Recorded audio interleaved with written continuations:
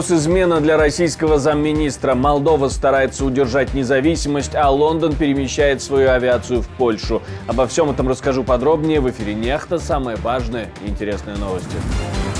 Задержание в Молдове. Прибывшие из Москвы оппозиционеры привезли с собой много денег. По курсу на сегодняшний день эта сумма составляет 20 миллионов 40 тысяч 759 леев. Хамас призывает к эскалации на 200-й день после атаки на территорию Израиля. Мы призываем все народы нашей страны к эскалации сопротивления в любой форме и любом месте. Протесты в Аргентине, попытки спасти экономику не всегда встречаются позитивно населением. Я думаю, что образование и университет должны быть частью решения кризиса, через который проходит наша страна, а не частью проблемы. Спасибо, что смотрите, спасибо за доверие. Не забывайте ставить лайки и оставлять комментарии. Не забывайте про кнопочку «Супер спасибо», она вот здесь внизу, и так вы сможете поддержать нашу работу. Ну и не забывайте подписываться на канал. Поехали. В российской Смоленской области атакованы две нефтебазы в населенных пунктах Ярцево и Раздорово. На них хранилось 26 тысяч кубометров российского топлива. По данным источников РБК Украина, атаку организовала Служба безопасности Украины. СБУ продолжает эффективно уничтожать военную инфраструктуру и логистику, которые снабжают топливом российскую армию в Украине. Эти объекты есть и будут оставаться нашими абсолютно законными целями. После взрывов начался пожар и эвакуация, но никто не пострадал. Российский замминистра обороны арестован на 2 месяца, но своей вины он так и не признал. Тимур Иванов отправлен в СИЗО. Вместе с ним под арест отправляется его знакомый Сергей Бородин, который, по версии следствия, тоже замешан в этой всей истории. По данным канала «Важные истории», Иванова на самом деле обвиняют в госизмене, а не в получении взятки. Взятка – это для публики. Пока говорить публично о госизмене не хотят. Скандал большой. Все-таки замминистра обороны. За коррупцию его бы никто задерживать не стал. Об этом там, в Кремле, давно все знали. Путин дал команду после того, как удалось убедить, что речь идет именно о госизмене. В Кремле отреагировали в целом привычно. Нет, об этом ничего не известно. Ну, разумеется, сейчас очень много разных перетолков вокруг этого всего. Здесь, конечно же, нужно ориентироваться на официальную информацию. Вы знаете, тем более будет следствие, и здесь какие-то, знаете, вот все эти рассуждения, это не что иное, как спекуляции вокруг этого дела. Нужно ориентироваться на информацию от следственных органов и, конечно, в конечном итоге, то решение суда.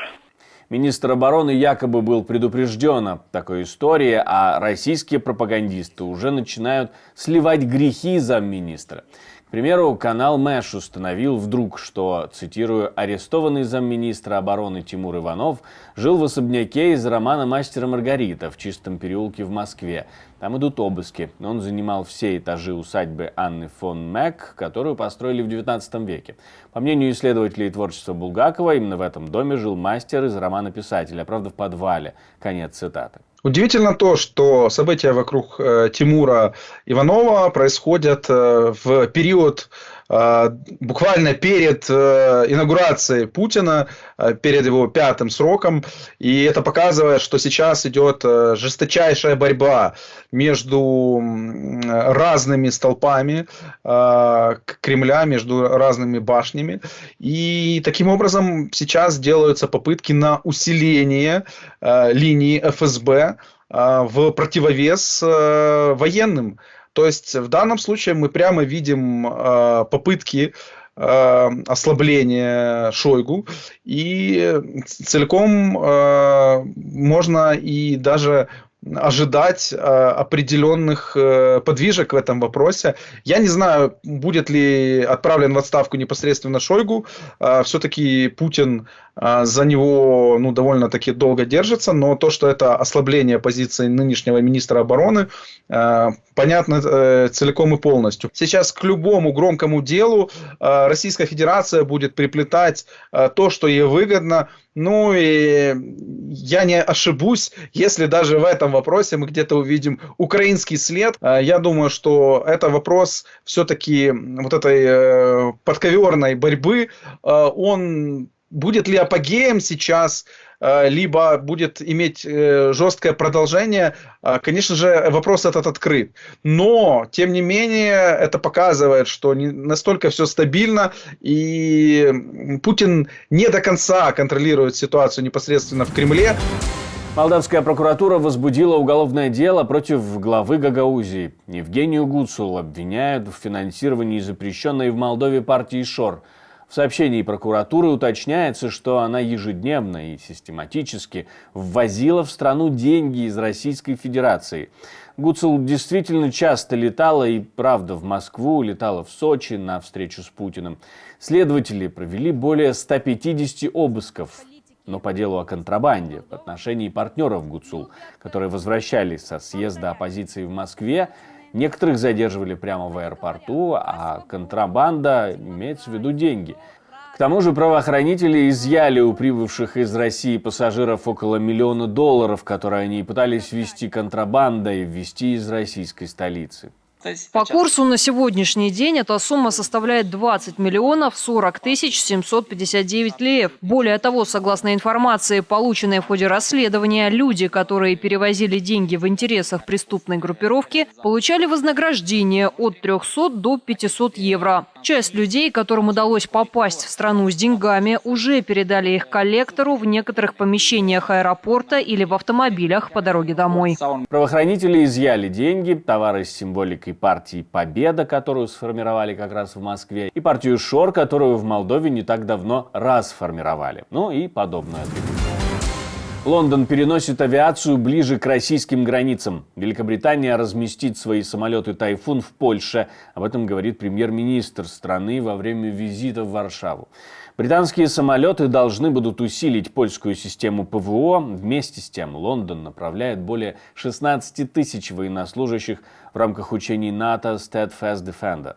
Я думаю, что Польша и Великобритания являются частью растущей группы стран, которые берут на себя большую ответственность за нашу коллективную безопасность. Польша выделяет на оборону больший процент своего ВВП, чем любой другой союзник НАТО в Европе. А после сегодняшнего объявления Великобритания будет тратить на оборону в денежном выражении больше, чем любой союзник НАТО в Европе. Британия, похоже, не на шутку взялась за собственную безопасность и безопасность в Европе. После Польши Сунак отправляется в Германию, чтобы продолжить переговоры там.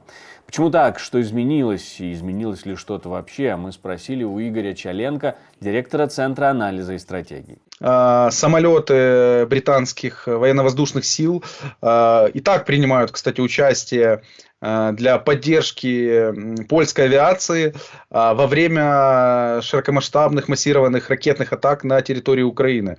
Но это более были самолеты там, сопровождения, там, заправщики разные. А сейчас, конечно же, вопрос идет о более серьезной кооперации между Великобританией и Польшей. И это свидетельствует о необходимости усиления авиационного крыла на восточном фланге НАТО и показывает все-таки увеличение рисков со стороны Российской Федерации, ну и ее партнеров, очевидно, той же самой Беларуси. Но тем не менее, лукашенковская Беларусь пока действует в этом направлении скорее с точки зрения пугалок, ну и плюс тактическое ядерное вооружение, никуда от этого не деться, которое размещено на территории РБ. Но Польша, понятно, что она усиливает сейчас работу по обеспечению своей безопасности и, конечно же, кооперируется с теми странами, которые могут в краткосрочной перспективе предоставить необходимую помощь. Вместе с тем, премьер-министр Великобритании сообщил о передаче высокоточных бомб для Украины. Хамас призывает к эскалации. Пресс-секретарь боевой бригады Хамас Аль-Кассам призвал все подразделения к активизации по всем направлениям фронта. Опубликованное видеообращение приурочено к 200 дням с начала войны между Израилем и Хамас в секторе Газа. Мы призываем все народы нашей страны к эскалации сопротивления в любой форме и любом месте. Истерическая реакция врага и его хозяев на акты сопротивления, которые впервые в истории нашего дела объединяются с различных фронтов с точки зрения их рамок и типов, реакция врага доказывает важность этого сопротивления и его влияние, и показывает страх и ужас врага перед его эскалацией. Первым и самым важным фронтом для движения и эскалации на земле является фронт оккупированного западного берега, который приведет к поражению этого врага и который является ближайшей линией противостояния, которая изменит все уравнения. 200 дней от атаки Хамас. Часть заложников все еще находится у них, и военная операция продолжается. Протесты в Аргентине. Народ выходит на улицы, протестуя против политики президента страны.